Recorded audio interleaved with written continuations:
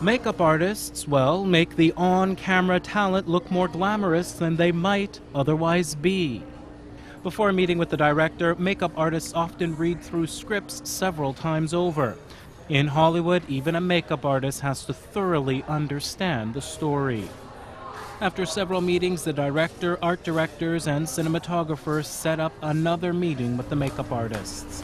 They always write scripts that are much more expensive than what they can afford. And our job are the pragmatists. We come in and say, okay, this is going to cost too much. We can afford this. And then that's when, being the experts, we can tell them this is the material we can use, this is how we can shoot it. So we tend to get involved with the director of photography as well in regards to how to set up a shot, especially if there's moving effects. Like if you cut a throat and you have blood spray, they need to know where the tubing is going to go and where the people are going to stand. Yeah, and then you design the pre-production time, you need to hire people, and then you go on set. So most of our work as effects artists is done before they even start shooting. What they discuss is not only art, but mainly about budget. Makeup artists have to prove that they're able to work within budget as well as contribute their skills to the film. No matter how big the budget is, finding a way to save money is a key skill. Of course, makeup artists can't forget their supporting role in a film. What I do is to support the story. Whatever the story is, the makeup should keep the viewer involved in the story and not alarm them to something wrong. So if the makeup is bad, it takes them out of the story. If the makeup is good, you don't even notice it, and that's the goal. When you have historical films, I did a film about Abraham Lincoln, one of our presidents, right? The actor who's playing Mr. Lincoln looks nothing like Abraham Lincoln.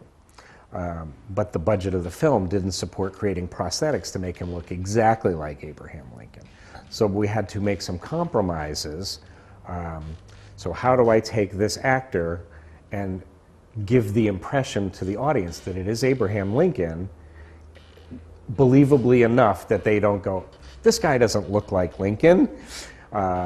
So, you know, we sit with the director, we sit with the actor, we maybe do some makeup tests. He grew a beard, we shaved the beard so that it looked like Abe Lincoln's beard, we put a mole on him, dyed his hair. So those were all things that helped create the look enough within the budget and the story to convince the audience that this was Abraham Lincoln. Actors, contrary to popular belief, are not without flaws in their skin. The challenge for many makeup artists is to make us believe otherwise. The quality of makeup is also improving with time. All kinds of ingredients are being used today that weren't in the past. The materials we have nowadays are much more advanced. So it used to be grease paint, cream foundations, water-based makeup, things like that. Now we have makeups that are alcohol-based that are very transparent.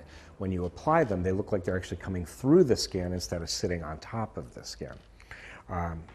That alone helps so much, especially with high definition. You know, we have video cameras that you can see things that we'd never be able to see when it was shot on film. So the eye for detail is very important.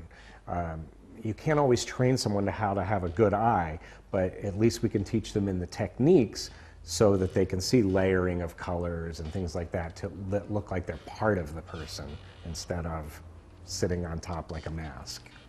Today, there's fear that CGI technology could replace the role of the makeup artist. In the digital age, there's Photoshop, 3D software, all of which can create a person that can easily be altered. This costs much less time and money.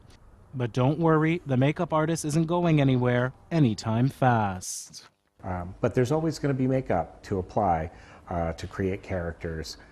Maybe some of the big rubber monsters are going the way of digital, but my goal is to always have a marriage of the two.